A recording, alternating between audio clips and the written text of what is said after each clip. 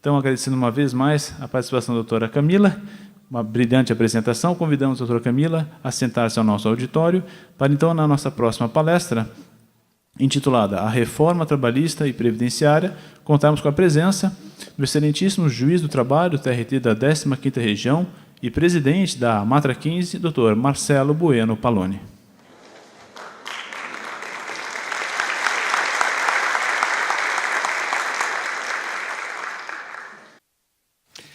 Boa tarde a todos, senhoras e senhores, presentes, professores, na maioria, creio eu, né? Quero agradecer inicialmente ao desembargador João Batista, que é o nosso diretor da Matra, Dr. João Batista Martins César, diretor e coordenador do programa TJC, doutora Camila, que também é nossa diretora da escola, não é isso, doutora Camila? Pela palestra que proferiram, o doutor João Batista ainda vai proferir, e agradecer a presença dos senhores nesse evento. A Matra se sente muito honrada de participar desse evento, que entendemos que é um evento essencial para o desenvolvimento da cidadania. O cidadão começa a ser formado desde a sua tenra idade, né? Ele precisa aprender acerca dos seus direitos e também de suas obrigações. O exercício da cidadania, sem dúvida, implica sabermos, conhecermos e sabermos reivindicar os nossos direitos, mas, igualmente, cumprirmos as nossas obrigações, nossos deveres de cidadãos, né? São duas situações que estão imbricadas, dizendo de forma mais simples, são ligadas. Popularmente falamos que o meu direito termina quando começa o do outro. E é exatamente isso, né? O meu direito não pode ofender o direito do meu semelhante, porque, dessa maneira, nós vamos viver uma situação de conflito social, de anarquia, né? Quem puder mais vai chorar menos, né? Porque eu vou sempre achar que eu tenho mais direitos do que eu, na verdade, tenho, ou do que o meu semelhante tem. Portanto, esse terminar o meu direito quando começa o do outro, quer dizer, dito de outra forma, que são os meus deveres, as minhas obrigações. E essa é, em poucas palavras, bem resumidamente, esse é o grande objetivo do nosso programa TJC, levar as crianças, adolescentes e também adultos que ainda estudam esses conceitos de cidadania, de direitos e deveres. E o vetor principal, o melhor e maior parceiro disso, só pode ser vocês, professores, só podem, né, ser vocês, professores. A disseminação, a multiplicação desse conhecimento não é possível se não for por meio de vocês, né? Nós que trabalhamos na Justiça do Trabalho, juízes do trabalho e também servidores, temos alguma possibilidade de divulgar isso, de tentar elucidar, esclarecer cidadãos nas nossas mesas de audiência, mas é um enfoque restrito diante da quantidade de professores e de alunos que são por eles atendidos. E, na verdade, nós tratamos já com cidadãos adultos, né, formados, com o caráter ou a personalidade formada, com opiniões próprias. Obviamente que ninguém pretende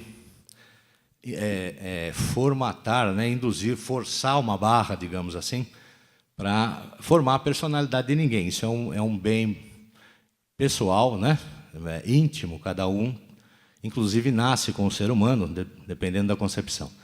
Mas não há dúvida de que uma boa formação permite à mulher e ao homem dar subsídios para ele tirar a sua própria conclusão e escolher o melhor caminho, o que ele entende por ser o melhor caminho. Essa boa formação, sem dúvida, ela deve ser dada, é melhor aproveitada na idade dos estudos, né? Quando ainda é criança ou adolescente. Com adultos é possível também, não há dúvida, mas já há uma dificuldade maior para formação de opinião, não é isso? Portanto, vem daí a importância desse trabalho. Para nós é uma honra muito grande podermos contribuir, ter parceria com os senhores e senhoras, professoras e professores, e todos aqueles que, de alguma maneira, militam, trabalham, mesmo voluntariamente, nessa missão que é educar, né? É o que penso eu que é a primeira e mais importante providência que nós precisamos adotar no nosso país. Toda a conturbação que vivemos hoje, todo o momento de apreensão, de preocupação que vivemos hoje, tem como uma das suas principais causas a deficiência na educação. Deficiência que não é culpa daqueles que trabalham que militam nessa área, porque eu vou falar bastante, muito em linguagem simples, popular, senhores e senhoras, não me levem a mal, é um costume, né? Há muitos ditados populares, porque a gente foi criado assim, então, se eu exagerar um pouco aqui na linguagem coloquial, os senhores me perdoem, mas eu acho que é mais fácil de sermos entendidos. Então, voltando ao que eu estava dizendo, a dificuldade dos senhores, a deficiência na parte educativa do Brasil, obviamente, não advém dos profissionais que se entregam a essa vocação. É o caso também da magistratura, disso falamos depois. Fazemos todos aí das tripas o coração, diria a minha avó, a minha mãe, para poder, dentro de tanta falta de recursos, de estrutura, desestímulo à carreira, salários aviltados, né? Em que pese tudo isso, não obstante tudo isso, ainda temos pessoas vocacionadas, porque se for para olhar somente para o magistério como uma profissão, creio que poucos dos senhores sobrariam. É verdade, é uma profissão, nós precisamos pagar as nossas contas e precisamos daí tirar o nosso rendimento. Mas se fossem os senhores olhar somente para essa questão, acho que muito pouco sobraria do sistema de educação no Brasil. É necessário que haja também a vocação. E não quero aqui captar as paixões dos senhores ou fazer demagogia, dizendo em outras palavras. É uma convicção que tenho e que muitos de nós, na justiça do trabalho e em outros ramos da justiça, também têm. Porque nós nos deparamos com a vida dos cidadãos nas nossas salas de audiência. Situações das mais variadas possíveis, né? E temos uma pequena noção de como de como são as dificuldades. Isso eu ainda estou falando aqui de um estado, como o estado de São Paulo, que é o mais rico da federação. Temos colegas, por exemplo, no estado do Pará, para os senhores terem uma ideia, juízes do trabalho, que vão fazer audiência e demoram 3 horas aí a bordo de uma lancha, de um barco, para chegar numa comunidade ribeirinha para poder para levar ali a justiça do trabalho àqueles cidadãos, não é? Então, se nós aqui já temos uma noção, dependendo do lugar que atuamos, da situação de necessidade, às vezes de miséria mesmo, de grande parte da população, que nos digam esses colegas de outras regiões menos favorecidas ou mais pobres, não é? Isso não passa na televisão, né, senhores? Não passa, dificilmente passa na mídia. O que passa na mídia é outra coisa. Passa na mídia que a Justiça do Trabalho recebeu 3 milhões de ações, custa 16, 18 bilhões por ano, não é? Mas eu não vim aqui para fazer larmuras nesse sentido. Só para termos uma exata noção, porque eu vou falar sobre reforma trabalhista e reforma previdenciária, e são os senhores certamente estão a par de muito que está acontecendo em relação a isso, são 2 reformas extremamente sérias, com consequências muito profundas e graves na nossa vida, na vida de todos os cidadãos, do país todo, do professor também, do juiz do trabalho também, mas principalmente da sociedade como um todo, não é? Porque uma diminuição no padrão mínimo de dignidade, no dito patamar civilizatório, o que seria isso? Aquela condição mínima de vida que o cidadão precisa ter para poder viver em paz, para poder dar educação para o seu filho, para poder ter um serviço de saúde minimamente decente, para não viver em situação de miserabilidade. Esse patamar, que no Brasil já é bastante contestável, tende a diminuir muito com essas reformas aí, né? Nós vamos depois... eu vou falar algumas coisas, os senhores tirarão as suas próprias conclusões, né? Mas com esse início eu quero deixar bem claro aos senhores que esse motivo de honra que temos em fazer essa parceria é nesse sentido. É necessário que a gente só pode elucidar a população, para que quando ele veja uma reportagem, leia um jornal, ele tenha um poder de analisar aquilo criticamente. Né? Nós que procuramos ler, às vezes somos levados por como se diz aí, multidões, né? Opiniões supostamente majoritárias, mas que não são bem verdadeiramente majoritárias. O que diremos, então, de pessoas que têm menos acesso à informação, com todo respeito à dignidade da pessoa, mas, por vezes, têm uma maior dificuldade de intelecção, de entender, né? E de analisar criticamente a informação. Então, portanto, às vezes é necessário esse trabalho de formiguinha que fazemos.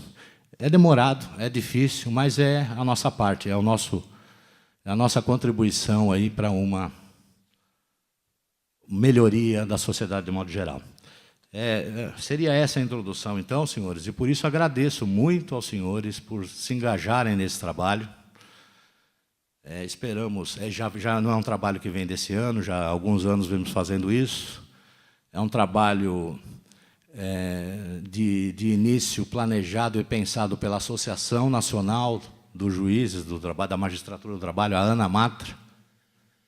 Nós somos aqui a associação do TRT, da 15ª Região, a AMATRA, né? E as AMATRAs, as associações regionais, fazem esse trabalho regionalmente. É o que estamos fazendo aqui, a nossa parte, né? Então, é isso. Bom, aqui, os senhores me perdoam, eu vou ficar com tira e põe óculos aqui, porque para ler eu preciso tirar, para enxergá-los eu preciso pôr, né? Então, infelizmente, o meu... eu não me acostumo com o... Então, os senhores não levem a mal aí se eu ficar tirando óculos, batendo no microfone. Vai ser necessário um pouco de paciência. Eu vou começar falando aqui a respeito da reforma trabalhista, porque, pelo que vimos, eu falei aqui a respeito do que se propaga na grande mídia, eu não estou aqui para ficar fazendo discurso, a ideia não é ficar demonizando mídia, não é isso. Mas nós não podemos deixar de trazer às claras muitas coisas que têm propagado que não têm nenhum compromisso com a verdade. Nós precisamos falar a verdade aqui, não é? E porque o que se passa aí nos meios de comunicação, em alguns meios de imprensa, é que a reforma trabalhista vai nos tirar da caverna de Platão, como disse lá o nobre relator em um programa dia desses, né? Ou seja, vai nos tirar da escuridão absoluta para nos trazer para o século XXI. Já começam propagando que a nossa CLT, a vetusta, a velha CLT, né? Já ouvi de um colega, um desembargador Lorival, nosso presidente do tribunal anterior ao doutor Fernando, que esteve aqui, que a CLT é uma senhora de mais de 70 anos, com todo respeito às senhoras, mas ainda uma senhora sedutora, porque, na verdade, não se fez, embora digam que é um diploma legal, né, uma compilação de leis do período fascista, feito por Getúlio Vargas, é verdade, foi feito pelo presidente Getúlio Vargas, no período em que o fascismo tinha a sua projeção em alguns lugares do mundo. Mas não tem nada de fascista, na verdade, é um conjunto de leis que teve por objetivo trazer a proteção mínima ao trabalhador, porque antes da década de 30, as condições de trabalho do Brasil eram das piores possíveis. Nós estávamos vindo de um regime de escravidão, não fazia 40 anos, né? 42 anos, alguma coisa assim. Tínhamos ainda, como temos ainda hoje, infelizmente, muitas situações de exploração extrema do trabalhador. Portanto, a CLT veio colocar alguns limites nisso, vários limites, na verdade, para tornar mais digna a prestação do trabalho, não é? Mas o que nós temos, o que eu quero dizer com isso é o seguinte: a primeira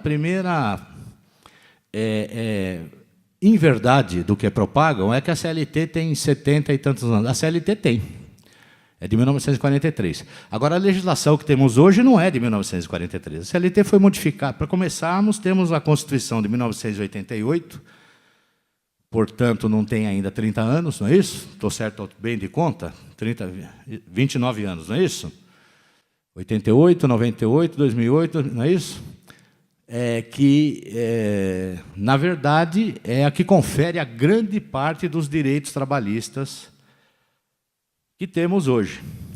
Um jornal de grande circulação chegou eu não sei o que se passou ali na edição daquela matéria, mas o fato é que eles veicularam uma reportagem, uma nota, dizendo que essa reforma trabalhista modificaria, aumentaria o adicional de horas extras de 20% para 50%. Para os senhores verem a que ponto chega, não é? A coragem de alguns.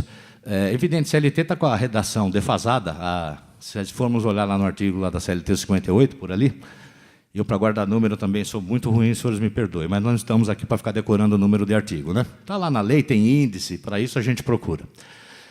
O artigo ainda está com a redação de 20%, porque ele é anterior. Não foi preciso mudar, porque a Constituição já fala em 50% e ninguém tem dúvida disso. Mas para os senhores virem, perceberem que devemos ter uma análise crítica sobre tudo isso que está sendo veiculado. Já começa com essa alegação de que a CLT é ultrapassada. A CLT é de 1943, nós temos legislação aí que modificou a CLT que não tem 5 ou 10 anos, né? São leis extravagantes, que seriam leis extravagantes. Leis que tratam de assuntos específicos que vão modificando os artigos da CLT, não é? Portanto, já começa por aí. Alegam ainda que aduzem esses que apregoam a reforma. Antes foi até bom usar a palavra reforma, para deixar uma coisa bem clara aos senhores. Os juízes do trabalho, eu não posso falar por todos, falo por mim, por alguns colegas da associação que representamos. Obviamente, há colegas que entendem a reforma, esta reforma que está aí, aceitável, e nós respeitamos. Estamos numa democracia e nós não estamos aqui para impor a nossa opinião. Mas os juízes, de um modo geral, nenhum de nós é contra reformas, viu, senhores e senhoras? Sequer a da Previdência. Reformas sempre são necessárias. Revisões, porque a vida em sociedade é dinâmica, ela muda, as relações mudam, os costumes mudam, não é? E a legislação, o direito, se ele não acompanhar a mudança da sociedade, ele fica defasado, desatualizado, inaplicável, torna-se absurdo até, não é? A doutora Camila discorreu aqui, anteriormente a mim, basicamente sobre a proteção do trabalho da mulher e da mulher de um modo geral, não só no mercado de trabalho, mas na vida social, né? Nas discriminações que a mulher sofre, experimenta por vários motivos. Eu não vou entrar nesse assunto, ela já discorreu e eu não tenho a capacidade que ela teria para dizer sobre isso. Mas, só para ilustrar isso que eu estou falando, há certos dispositivos aí que caíram em desuso, que exigiam obrigações. Na própria CLT havia, creio que ainda acho que isso não foi revogado, depois a doutora Camila me ajude aí. A mulher precisa de autorização do marido para poder trabalhar. Oi? Não está mais. Foi revogado expressamente. A doutora Camila me ajudou aqui. Mas tínhamos isso até há pouco tempo, não é? Eu acho que lá em casa é mais fácil. Eu preciso pedir autorização para mim, para poder trabalhar. Não é? Mas não é porque ela é brava, não. É porque eu gosto muito dela. Mas eu preciso, né? Mas para os senhores veem que a legislação precisa mudar. Reformas precisam existir.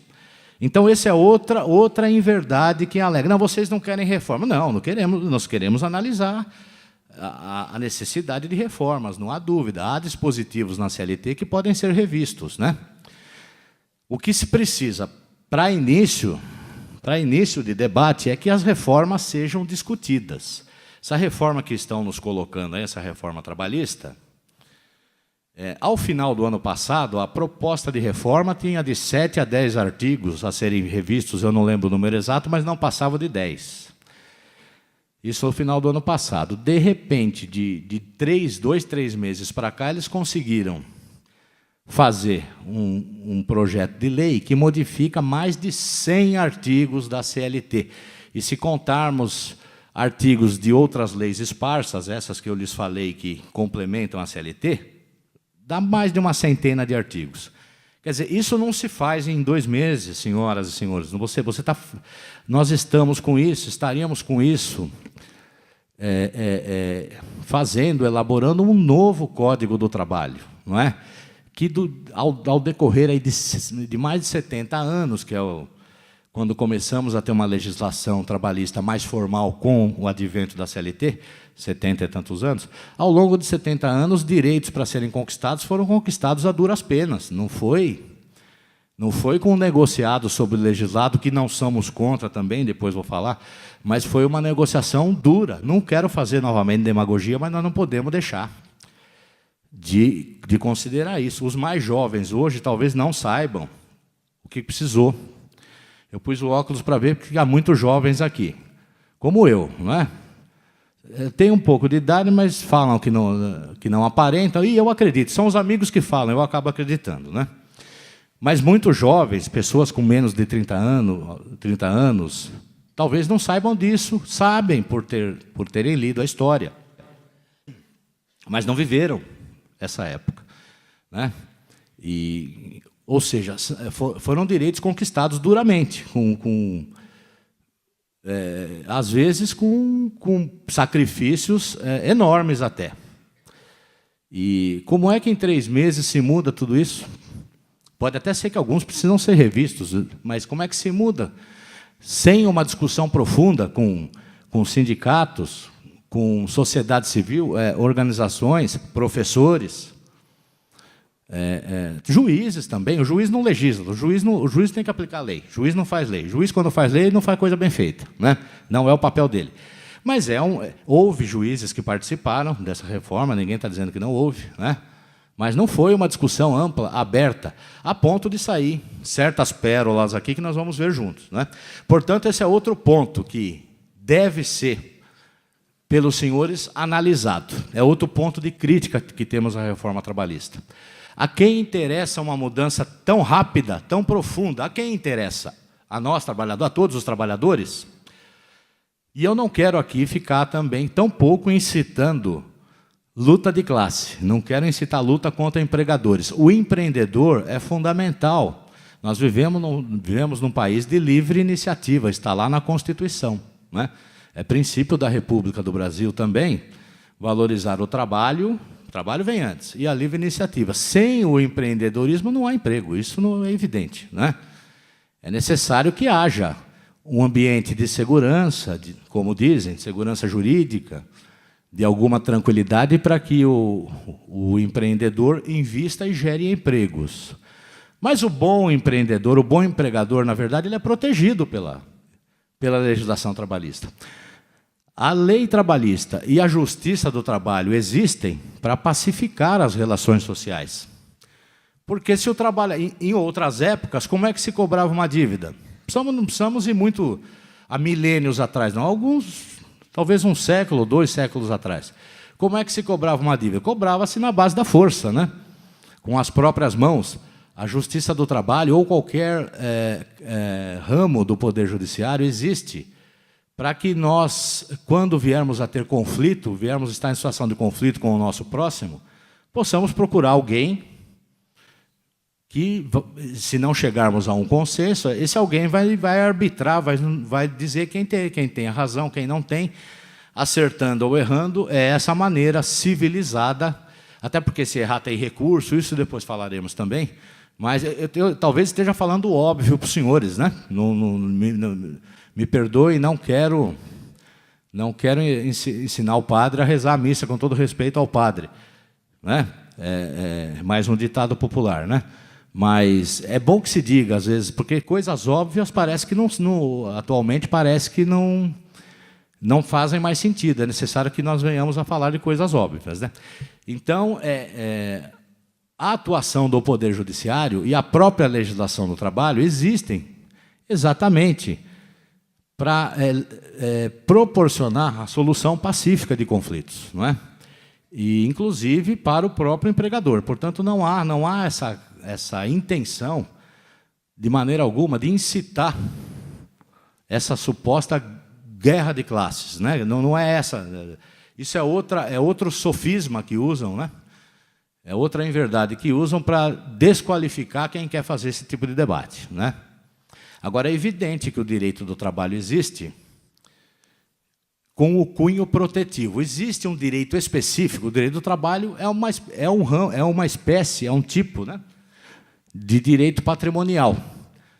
O direito civil seria, digamos, o gênero maior. O direito civil é aquele que cuida das nossas relações cíveis, cobrança de dívida, aluguéis, questões familiares, tudo que não for da esfera criminal, falando de maneira bem simples para os senhores, sem muita profundidade técnica. O direito do trabalho não deixa de ter, cuida também de uma relação patrimonial, não é? O empreendedor de um lado, comprando a força de trabalho do operário, do trabalhador, de um modo geral, de outro. Isso é uma relação patrimonial para os dois lados. Mas ele é especial, porque entendeu-se, e isso não foi agora, não foi nem há 70 anos, isso é uma construção filosófica de séculos. Entendeu-se que o trabalhador é a parte menos favorecida nessa relação, assim como é o consumidor. Isso veio acontecer com o consumidor na década de 90, não é? Quer dizer, que poder de barganha tem o trabalhador ante o seu empregador? Às vezes até tem. Nós vivemos aí, talvez há 4, 5 anos atrás, uma situação que parecia de prosperidade sem fim, não é? Tínhamos a economia aquecida. Isso a gente pode falar de cátedra, né, de experiência própria, porque vemos isso nas nossas salas de audiência, a gente sente, né? A gente percebe, inclusive, os salários das profissões aumentando e diminuindo conforme as crises vão e vêm. Nessa situação de grande demanda por mão de obra, ou seja, tinha muito emprego sobrando, até o trabalhador tem poder de barganha. Tanto é que muitos sindicatos conseguiram bons aumentos, bons reajustes.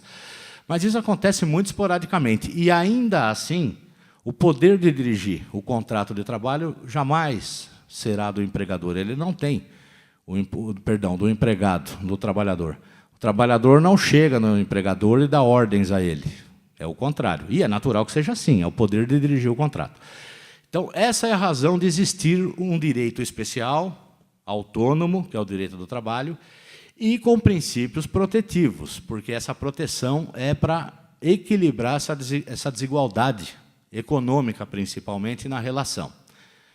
É verdade que há abusos nisso, nós não vamos negar. Há abusos, sem dúvida. Há decisões, inclusive, da nossa parte, dos juízes, por vezes equivocadas. Isso existe, senhoras e senhores. Ninguém está negando isso. Mas isso se resume a exceções. Isso não é regra, né? Essa história que 90% das reclamações o trabalhador ganha, ele ganha porque ele tem direito. Para os senhores terem uma ideia, dessas 3 milhões de ações que propagam, e é verdade, metade delas, 50% delas, isso é um dado que está lá no anuário Justiça em Números, do CNJ. Se os senhores quiserem conferir, podem entrar no site do CNJ, ou pesquisa pelo Google lá o Justiça em Números, que os senhores vão confirmar. Metade dessas ações é para reclamar verbas rescisórias. Verbas rescisórias é quando a gente ganha a conta, a verba da rescisão do contrato, né? O aviso prévio, ou seja, verbas indiscutíveis. Aquilo ali não tem que discutir. Quando o empregado fala que fez 2 horas extras, o patrão fala que fez 1, aí há uma controvérsia, vamos levá-la para o juiz definir. Agora, quando eu demito o meu empregado, eu não tenho nada, eu devo para ele, eu tenho que simplesmente pagar. Não tem nada que ir para a justiça lá. Não tenho que pedir para o juiz do trabalho. Na verdade, o empregador não pede, o empregador é o empregador não pede, o trabalhador que vai acaba tendo que se socorrer da Justiça do Trabalho para receber o que para ele era direito incontroverso, e vai receber isso depois de meses. Portanto, prestem atenção nesse número, metade dessas ações é para cobrar verba rescisória, ou seja, não era nem para estar ali, né? Então, a questão não é exatamente como propagam aí, né? Mas voltando à questão isso é mais um motivo para que o direito do trabalho exista e tenha esse cunho de proteção. Como já disse, acontece de semelhante modo com o direito do consumidor, né? Isso foi inspirado também no direito do trabalho, senhores. Esse instituto da conhecida cláusula leonina, ou cláusula exagerada, ou seja, aquele contrato que eu pego, eu não tenho sequer como argumentar com o fornecedor de serviço ou de produto para mudar alguma coisa, e eu me obrigo a uma prestação muito maior do que o benefício que eu recebo. Isso é uma cláusula arbitrária, leonina e excessiva, como queiram dizer. Isso foi o direito civil, o direito do consumidor vindo beber as águas do direito do trabalho, depois de tanta crítica. Isso, na verdade, é avanço civilizatório. A parte menos favorecida na relação jurídica precisa ter uma proteção, não é? O abuso dessa proteção é uma coisa a ser coibida, mas nós não podemos simplesmente revogar a proteção do ordenamento jurídico, da lei, porque senão fica o cordeiro entregue ao leão, não é? Fazendo aqui uma analogia talvez não muito feliz. Então, essa é a razão de ser de um direito do trabalho protetivo. Se nós quisermos um direito do trabalho que equipare empregador e empregado, não precisa do direito do trabalho. Vamos para o direito civil. Vamos para o direito civil, que lá já tem isso. Lá é tudo. Inclusive, lá temos uma teoria, um instituto novo, que também, não há dúvida que foi inspirado no direito do trabalho, que é a lesão. A dita teoria da lesão. Existe um artigo novo no Código Civil atual, que já não é tão novo assim, já tem alguns anos, que diz exatamente isso. As relações, as trocas, têm que ter o que se chama de comutatividade. Comutar é fazer uma troca justa. Ou seja, a prestação que eu vou dar, que eu vou entregar à parte contrária, tem que ser equivalente a algo, claro, não precisa ser idêntica, igual. Aí entra a negociação, não é? Se eu tenho um carro que vale 20 e aceito vender por 15 porque preciso pagar uma dívida, é uma questão perfeitamente aceitável, né? Agora, um carro que vale 20 e eu aceitar vender por 2, alguma coisa mal explicada tem aí, não é?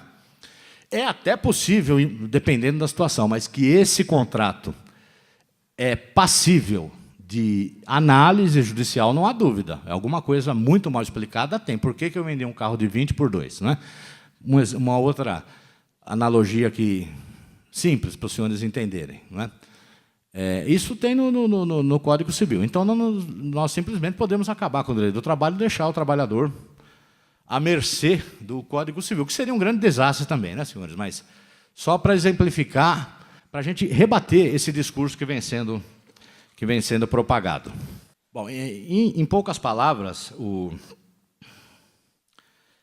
a análise bem genérica do que penso eu a respeito dessa reforma, deixando claro que não somos contrários à reforma, mas a esse tipo de reforma que está aí. Tem coisas na CLT que poderiam mudar. Né? Tem um artigo lá que diz que a hora noturna não é de 60 minutos, é de 52 minutos e meio. Não sei se os senhores já sabem disso. O que o legislador quis fazer com isso?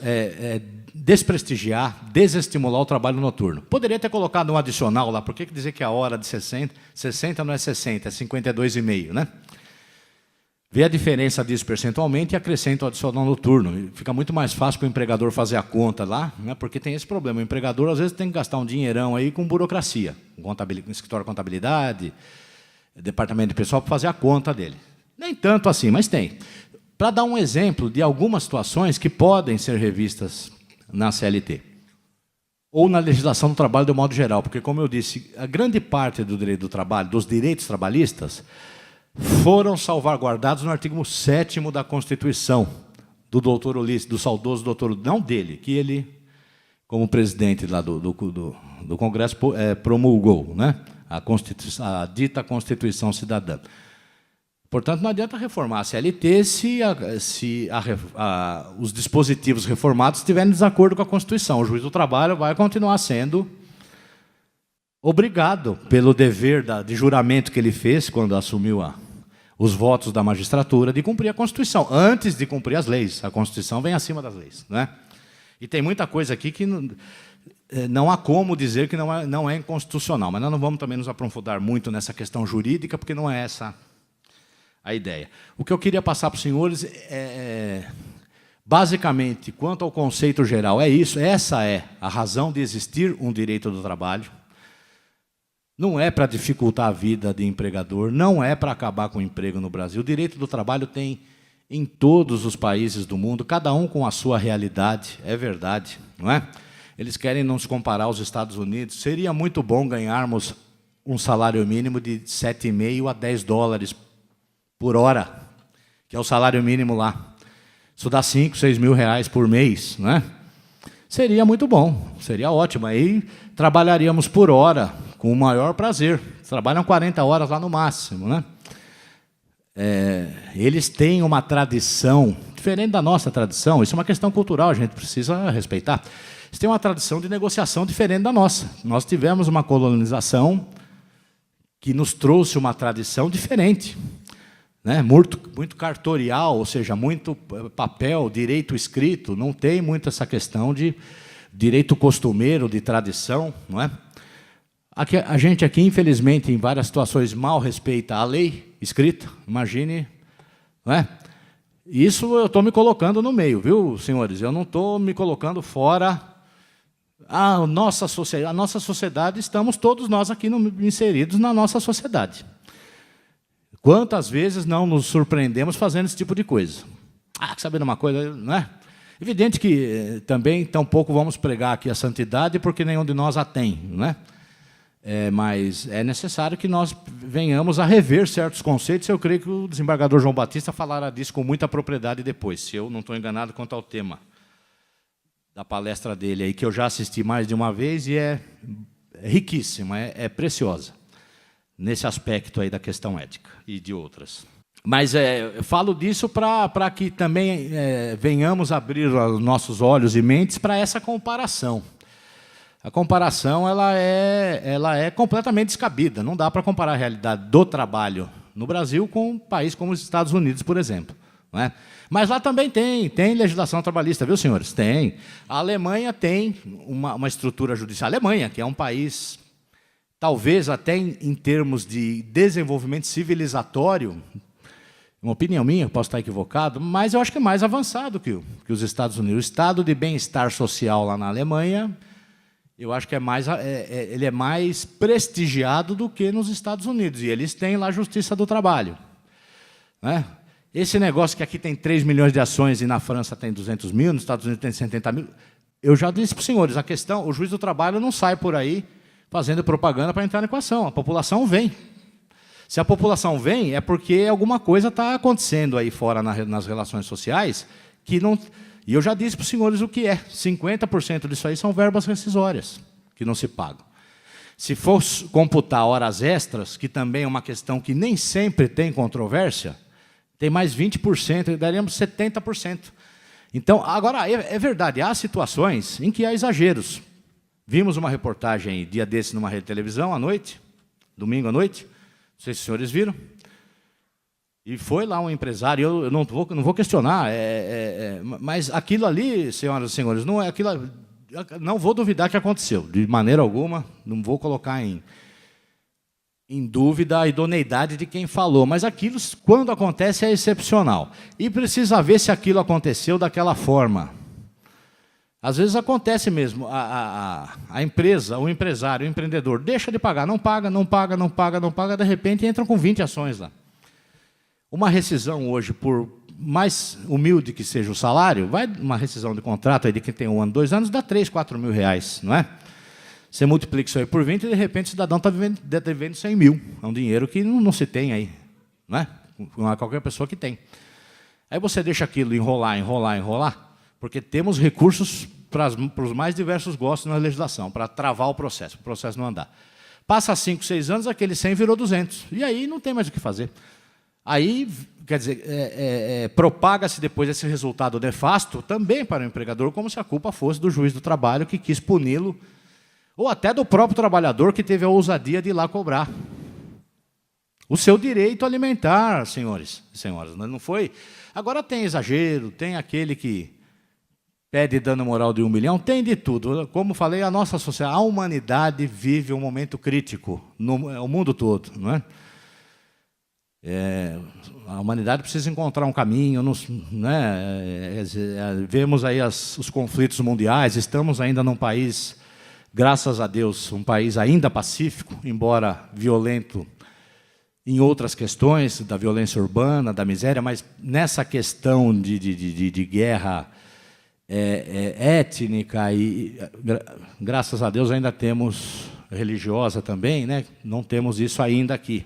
Oxalá consigamos eliminar ou diminuir, eliminar creio que é difícil, mas diminuir os conflitos que já temos por questões econômicas e sociais, e jamais chegar numa situação de conflito étnico, de raça, né? E religioso. Não é? Mas, então, essa comparação, senhores e senhoras, precisamos analisar com muito cuidado. Não é? Agora, não há dúvida que é preciso melhorar, sim, não só a legislação trabalhista e a justiça do trabalho. Muito se precisa melhorar no país. Né? Mas, como eu disse, a melhora tem que ser feita, a melhoria, a reforma tem que ser feita com uma discussão conosco. Nós somos a sociedade que vamos pagar por isso aqui. Não é quem está fazendo lá. Não é? A quem interessa isso que está sendo feito lá? A mando de quem? Não tô querendo aqui insinuar nada, só quero saber. Porque conosco aqui ninguém falou. Quando eu digo conosco, sociedade, sindicatos, entidades, igreja, professores, estudantes, sociedade de um modo geral. Não é? Nós que vamos pagar essa conta, não é isso? Bom, agora eu vou entrar... Por enquanto, eu só estou o discurso de retórica. Né? Esse cara está falando aí que não é boa a reforma, que não é boa a reforma, até agora ele não me disse que não é boa, por quê? Já nisso? Já me deram 10 minutos aqui, eu nem comecei a falar da reforma da Previdência. Né? Agora eu vou ter que correr. Mas, pessoal, eu vou resumir rapidamente algumas mudanças e os senhores tirem suas próprias conclusões. São muitas mudanças, mas algumas delas. Por exemplo... Por essa reforma trabalhista, uma empresa devedora, o sócio dessa empresa pode montar uma outra empresa, certo? Deixar essa quebrar, que com essa outra empresa ele não vai pagar. Ou seja, a sucessão, isso é tido na Justiça do Trabalho como fraude. É muito fácil, né? Eu tenho uma empresa, amealho uma dívida trabalhista tremenda, não pago ninguém, monto outra empresa com outro CNPJ, continuo fazendo a mesma coisa, e aquela empresa eu deixo quebrar. Não é? Essa é uma mudança.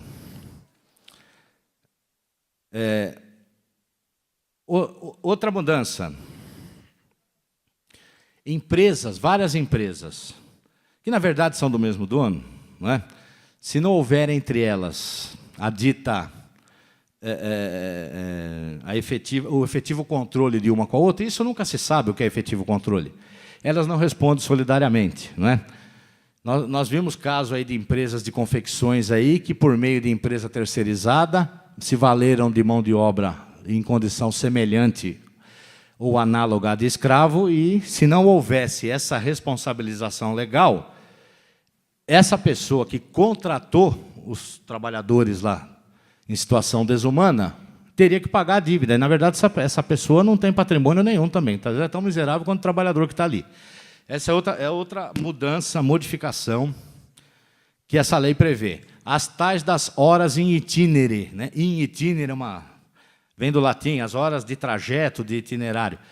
Isso acontece muito em situação. É evidente que quando o empregador concede um ônibus fretado num lugar que é atendido por transporte público, o juiz do trabalho não considerava aquilo hora extra. Porque é um benefício para o trabalhador. Em vez de eu pagar no meu bolso a passagem e pegar um ônibus lotado, eu pego um ônibus fretado.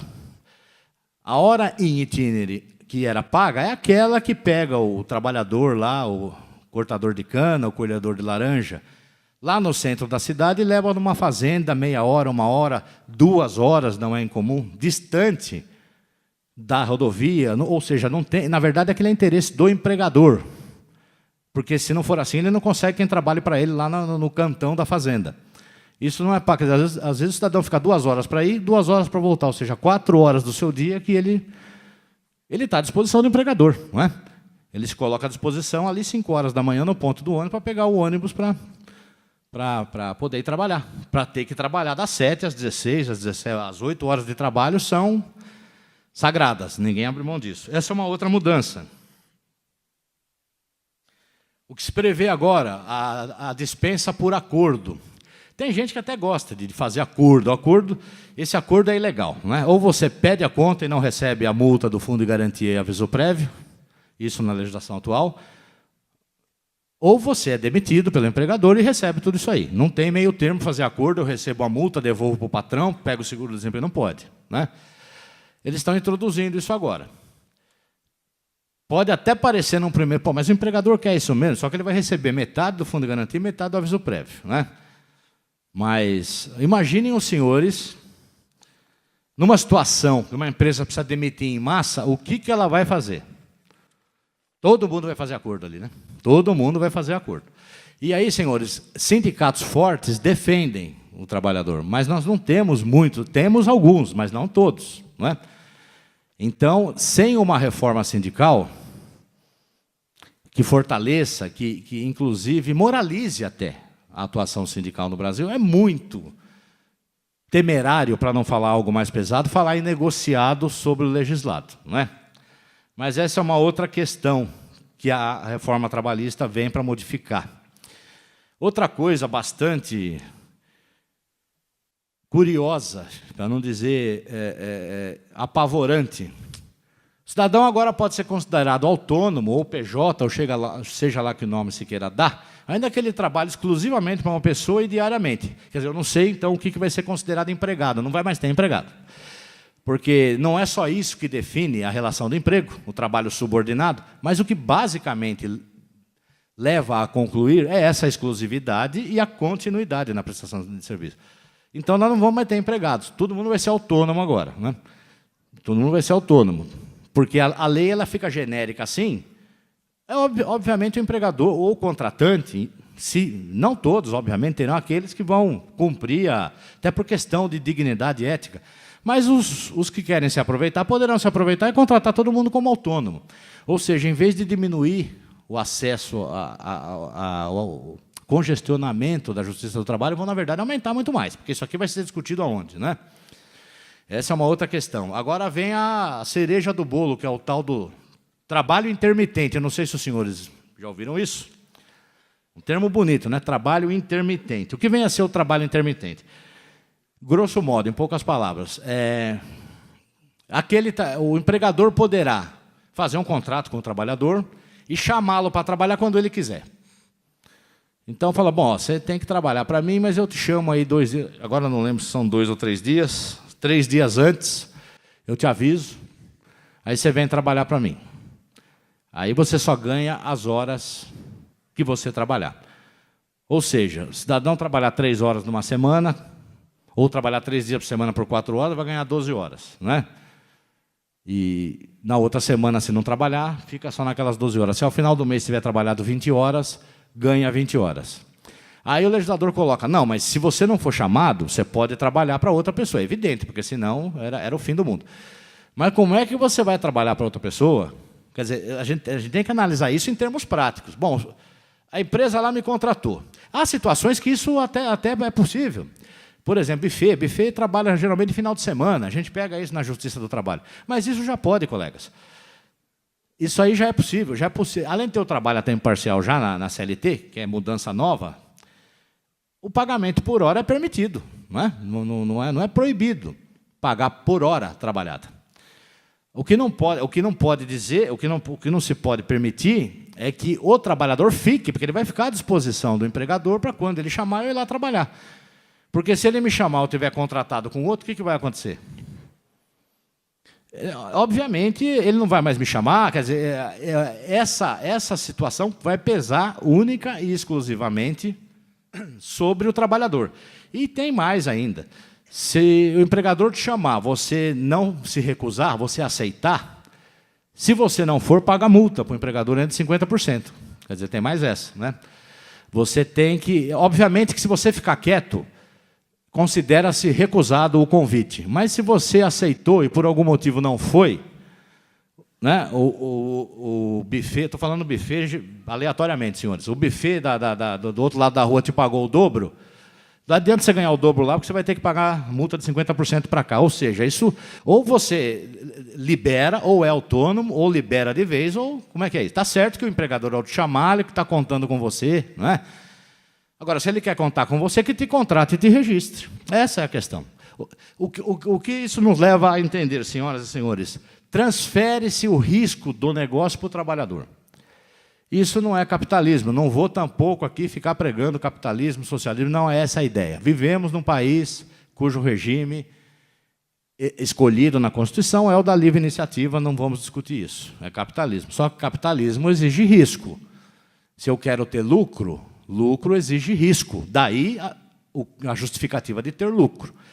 Ter lucro passando o risco para o trabalhador, eu também quero ser empresário. Eu quero arrumar uma empresa dessa para mim aí. Né? Porque eu posso transferir todo o risco para quem trabalha para mim, não é isso? Uma outra questão, diárias, ajuda de custo, vale-refeição, abonos, vários penduricalhos que vêm lá no nosso olerite, contra-cheque, muitos deles são salário. É uma forma mais bonita de se dar nome a salário para tentar... Em muitos casos não, são verbas mesmo previstas, inclusive em estatuto de servidores, mas, principalmente na iniciativa privada, é uma forma para tentar mascarar salário, para não pagar fundo de garantia sobre aquilo, 13º, não é? Agora, inclusive diárias, por exemplo, diária é o quê? Ou ajuda de custo? É aquela indenização, aquele pagamento de despesa que eu tenho para prestar o meu serviço. Então, se eu vou viajar como vendedor, ficar num hotel, aquela... diária de hotel, a passagem de avião, de carro, o meu empregador tem que pagar, mas aquilo não é meu salário. Eu posso estar pagando do meu bolso, depois tem que ter ressarcido. É muito fácil entender que isso não é salário, né? Agora, a legislação atual já diz que se esse pagamento de diárias ultrapassar 50% do salário nominal, entende, porque, obviamente, uma pessoa que trabalha, recebe 10 e outros mais de 5 só de diária, alguma coisa está errada aí, né? É muita diária para pouco salário. Então, a lei já entendeu como fraude. Agora, não. O que eu quero dizer com isso? Da maneira como isso está escrito aqui, é possível que alguém queira pagar vocês só com vale-refeição, alimentação e penduricalhos e salário que é bom nada. Né? É evidente que isso vai ser discutido na Justiça do Trabalho, mas a legislação que está sendo posta é essa aí, não é? A homologação do nosso contrato, aquela homologação no sindicato, que a gente extingue, não é mais obrigatório. Ou seja, aquela assistência que o sindicato dá ao trabalhador, deixa de ter. Onde é que ele vai bater? Na porta de quem? E nós estamos... Isso, inclusive, é o nosso ganha-pão, né? Mas, obviamente, a demanda é muito maior do que a nossa possibilidade de atender. No meu modo de ver, vai aumentar, né? Eles vão permitir agora o que se chama de quitação genérica do contrato. O que é isso? Quando você vai lá você faz um PDV, te paga lá algumas verbas, você aceita, só que tem verbas ali que você nem tem ideia do direito que você tem. Você precisaria procurar um advogado para saber, poxa, ele me pagava aqui o adicional noturno de 20, mas acho que o do sindicato é 30. Eu não sei agora. Você precisaria ter pelo menos a consulta do sindicato ou do advogado para saber o seu direito, para saber se aquilo é seu direito. Quando você dá a quitação genérica, o que é quitação genérica? Sem nome, sem título. Quando você assina, não, hora extra eu acho que está pago certinho, assino. Aviso prévio, pagou, assino. Certo? Vale transporte, pagou, assino. Quando você sai lá, puxa vida, mas tinha lá um abono, lá uma participação no lucro que eu nem conhecia. Aquela quitação genérica impede você de reclamar qualquer outra verba. É evidente que aquela quitação que você deu foi por aquilo que você leu, não é por aquilo que não estava escrito ali. Essa reforma agora institucionaliza, legitima isso. Né? Tem uma coisa ainda, tem uma última aqui, que no fim da reforma da Previdência eu vou tentar falar algo, mas acho que vai sobrar muito pouco tempo. Mas vou falar algo, rapidamente. A última da reforma trabalhista, a última pérola, é o termo anual de quitação das obrigações. Ou seja, vamos virar agora a Eletropaula. Todo ano o empregador pode nos chamar lá para assinar um termo, olha, que ele não nos deve mais nada. Né? Nós passamos aqui. Quer dizer, se a quitação genérica no final já é descabida, imagine essa, né, senhores? Todo ano os senhores irem lá. E outra, essa é pior porque você está empregado. Né? Como é que você não vai assinar? A quitação genérica acabou o contrato mesmo, já não tem muito o que fazer. Agora, essa anual você está empregado. Quer dizer, você está sob a pressão ali do risco de emprego. Não adianta falar que... Não adianta, não sejamos ingênuos, senhores. Né? É uma pressão, é evidente que isso não é desculpa para tudo. Né? Porque tem trabalhador também que tudo... A gente vê isso em audiência também. Tudo ele não sabe, nada ele viu também, não é assim. Né? Para isso tem que ter o juiz para ter o bom senso. Mas a situação normal é de coação psicológica, sim, quando o contrato de emprego está vigente. Essas são algumas, tem muitas mais, viu, senhores? Eu não vou dizer oriento, talvez a palavra seja oriento, eu conclamo os senhores a darem uma estudada melhor nisso. Na nossa associação, a Matra, depois eu vou colocar aqui, eu peço para colocar o e-mail, mas é simples, é falecom.amatra15.org.br. Depois nós vamos divulgar, o colega João Batista Sé. Me perdoe, eu ia preparar algum PowerPoint e acabou não dando tempo. Mas que com PowerPoint é que eu não acabava a explanação mesmo, foi melhor falar, não é? Nós temos material nesse sentido, para elucidá-los. Obviamente, estaremos juntos aí no TJC, né? Sempre que for necessário, qualquer um de nós, eu, Camila, João Batista, temos dezenas de diretores, e mesmo o juiz que não é diretor da Matra. A intenção nossa, a missão do juiz do trabalho, antes da profissão, é prestar esse serviço à população. É isso, não é? Sem querer ficar fazendo média aqui, nem demagogia. É isso o que dignifica a nossa profissão como a de vocês, professores. E agora, rapidamente, as mudanças aí na Previdência, que é outra perversidade com a população brasileira. Né? Eu vou falar bastante rápido aqui, mas vou direto a... Volto a dizer, como uma introdução bem rápida, outra reforma que é necessário que se discuta, mas não dessa maneira como estão fazendo aqui. E outra, não se faz reforma de Previdência condenando a população, quando em sua idade menos favorecida, que é a velhice, a penúria. Não se faz isso. Não é?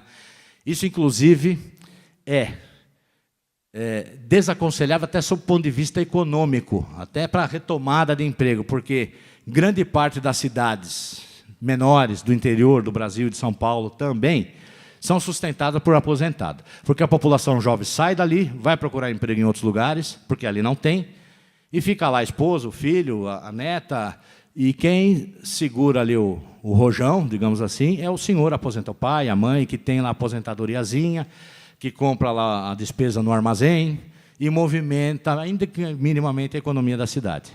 Então, essa reforma que visa forçar o cidadão a trabalhar, eram 49 anos, agora baixou para 40. Mas não é trabalhar, é contribuir. Não é? Trabalhamos mais de 40 anos. Eu já tenho quase isso de trabalho, né? De contribuição também. Mas eu fui afortunado de sempre trabalhar com registro em carteira. E aquele que não trabalha, que é a grande maioria. Né? Quem não tem registro de carteira não recolhe, portanto, não conta o tempo de contribuição. Não é?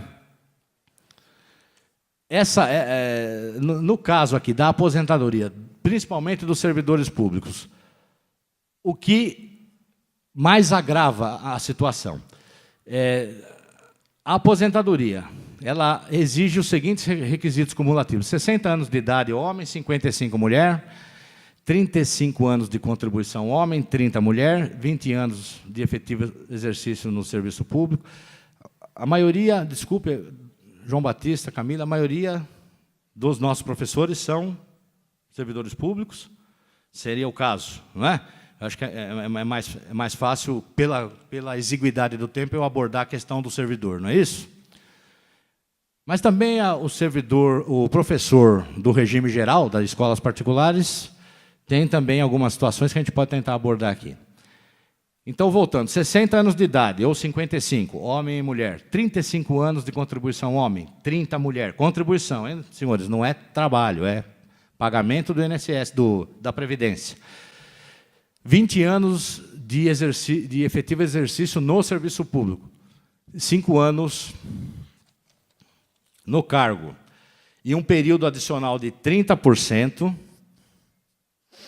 do tempo que falta na data que promulgar essa emenda para atingir o tempo de contribuição, não é a idade. Então, se a mulher trabalhou 25 anos, ela vai ter que trabalhar mais 5 mais 30% de 5, 6,5.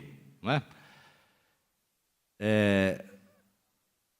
O que era antes uma regra de transição para homens com 45 anos e mulheres, perdão, homens com 50 anos e mulheres com 45, passariam por uma regra de transição, deixou de existir. Não é? Essa aposentadoria agora ela não será mais integral, ela será de 100%, mas de uma média de salários que será definida em lei. Hoje seria a média de salários desde 1994, enquanto não vier essa lei específica. Se quiser se aposentar com a integralidade, vai ter que trabalhar até, ou seja, voltamos para a regra, né? Praticamente a regra anterior da primeira proposta de reforma. 62 anos a mulher, 65 o homem. No caso do professor, deixa eu pegar, eu fiz aqui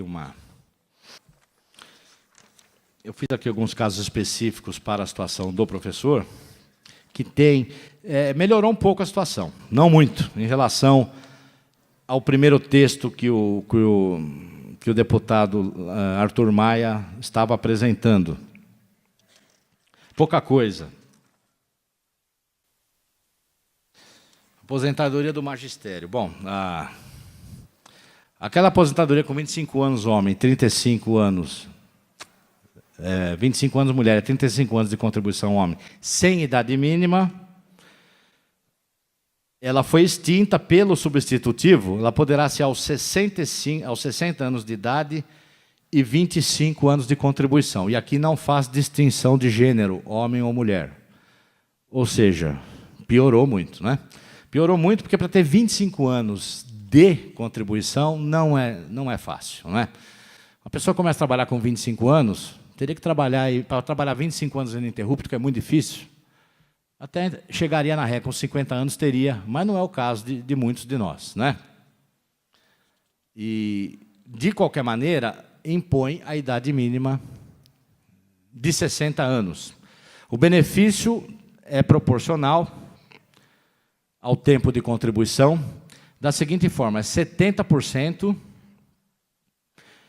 até os 25 anos de contribuição. Aí acrescenta mais um, é uma regra, é uma fórmula complexa, viu, senhores?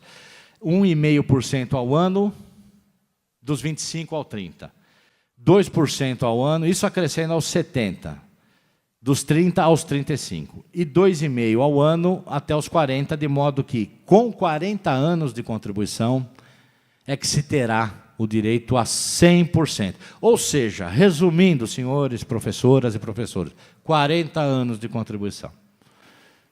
A menos que queiram se aposentar pela proporcionalidade, aposentadoria já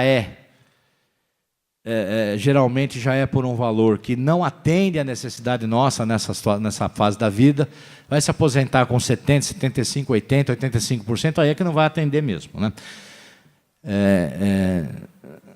Outra questão.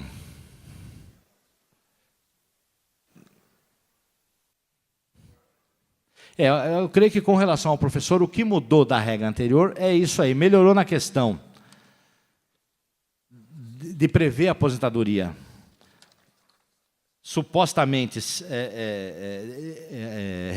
revogaria a aposentadoria sem idade mínima, ela seria completamente extinta pela primeira proposta de reforma constitucional, e agora passa a ter essa possibilidade de se aposentar aos 60 anos de idade, com 25 de contribuição, mas com essa proporção, 70, vai aumentando para chegar em 100% só com 40 anos de contribuição. Então, quem iniciou o magistério aí aos 20, no mínimo 60 anos. Quem iniciou aos 25, no mínimo, e assim vai, né? Isso se ficar a vida toda profissional, ativa, sem deixar de contribuir, né? O que eu quero chamar muita atenção com relação à reforma da Previdência é o seguinte, eu acho que o meu tempo já estourou, eu vou encerrar. Eu não estou vendo aqui o nosso querido Babini me cobrar, mas eu vou encerrar. A reforma da Previdência, senhoras e senhores, é necessária? É necessária. Alguma reforma é necessária. Mas nós temos que ter em mente o seguinte, nós contribuímos, o nosso sistema de Previdência ele não é de capitalização. Isso quer dizer o quê? Como esses planos que eles vendem. Eu não guardo dinheiro para eu me aposentar lá na frente, para formar um fundo para mim, para minha fruição, para eu poder me aposentar. Eu entrego o dinheiro ao Estado, a conta da Seguridade, para repartição, em benefício da universalidade do segurado, de todos. Inclusive dos rurais que pouco contribuem, mas também têm o direito de se aposentar. Então, é um sistema de repartição. Eu quero dizer com isso o seguinte, eles usam esse argumento para dizer, olha, não adianta você falar o quanto você contribuiu, e você tem o direito de receber de volta porque não é de capitalização. Só que não é bem assim. 40 anos de contribuição, se os senhores fizerem uma conta aí, que não exige muito conhecimento de matemática financeira, 40 anos de contribuição nos dará, se colocarmos aí numa aplicação como esses títulos do Tesouro aí, que é remuneração absurda, nos dará um montante muitas vezes superior ao que será necessário para termos uma renda até maior do que o nosso último salário. Certo? E a Constituição ela prevê também, é um regime que não é de capitalização, mas ele é retributivo. Não é um confisco. Eu não posso entregar o meu dinheiro durante 30, 35, 40 anos e depois falar que não tem aposentadoria para me pagar. Que conversa é essa? Eu já estou passando aqui pela minha terceira transição. Peguei a emenda 2098, já mais uns 10 anos para me aposentar, foi para frente. Peguei a de 2001, mais um tantinho. Peguei a de 45, falei, bom, agora acabou, agora eu me aposento. Daqui a 4 anos eu me aposento. Já, né? Ou seja, não sei onde vai acabar isso. Mas o que eu quero dizer para os senhores é o seguinte, isso tudo deve levar, claro, é uma previsão que pode estar completamente equivocada, eu não sou economista, mas eu me arrisco a falar. Deve levar, na verdade, ao grande colapso do sistema de previdência, porque quem puder evitar de contribuir, vai evitar de contribuir. Com essa informalidade somada à reforma trabalhista, o cidadão vai trabalhar por conta própria, não vai pagar INSS, e corremos o risco de, daqui a alguns anos, não ter dinheiro. Aí sim, esse terrorismo que estão fazendo na televisão, corremos o risco de, daqui a alguns anos, não termos dinheiro suficiente para pagar sequer as aposentadorias, com essa reforma ou sem essa reforma. Então, nós precisamos estudar essa reforma sob o ponto de vista do equilíbrio atuarial e financeiro. Dinheiro que é desviado da Seguridade Social para pagar juros de dívida está errado. A Constituição, isso eu não estou falando aqui, está na Constituição. Não é a ideia do Pallone, está na Constituição. Não é? A DRU, a desvinculação das receitas da União, ou seja, o Executivo desvincula, retira da Seguridade dinheiro para pagar juros de dívida, basicamente. Tudo bem, usa para pagar o juro, mas devolve. Mas ninguém está devolvendo. Há estudos aqui das associações dos fiscais previdenciários que estimam em mais de 1 trilhão no desvio nos últimos 10 anos. É muito dinheiro, senhores. Sem contar outras tantas coisas, né? Pagamos 500 bilhões de juros de dívida só o ano passado. O Brasil tem 380 bilhões de dólares. Dá 1 trilhão e 200 bilhões de reais em reservas, que custam, para nós, contribuintes, em torno de 100 bilhões só para manter. Porque captamos o dinheiro aqui, pagando taxa Selic, e depositamos em contas, principalmente em bancos americanos, recebendo 0,5% de juros, né? Mas não vou me estender nesse discurso, meu tempo já estourou. Essa discussão nós precisamos fazer profundamente. Não adianta alguém vir na televisão falar que o déficit da Previdência ano passado foi de 130 bilhões. Até foi o da Previdência, mas a Previdência não é só contribuição de patrão e empregado. COFINS, PIS, concurso de prognósticos, de loteria, são muitas as receitas previdências, e com essas receitas e tirando as renúncias fiscais, há estudos de economistas renomados, são fiscais da Receita, fiscais da Previdência, pessoas que trabalham com isso diariamente, indicam superávit. Precisamos discutir isso, né? Temos aí uma CPI que visa estudar a auditoria da Previdência, oxalá seja bem sucedida. Então, o que eu quero dizer para os senhores é isso. Essa é a situação, os senhores interpretem como quiser, mas é necessário que haja uma mobilização nossa, da sociedade, por meio da elucidação, do esclarecimento dos nossos alunos, dos nossos jurisdicionados, para que a sociedade escolha o que quer. Se a sociedade escolher essa reforma trabalhista, não há o que se fazer. A sociedade está escolhendo o seu destino.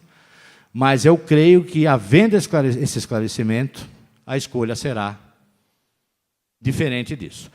Muito obrigado, desculpe eu me demorar tanto aqui nas palavras. Sejam bem-vindos ao TJC. Um grande abraço a todos.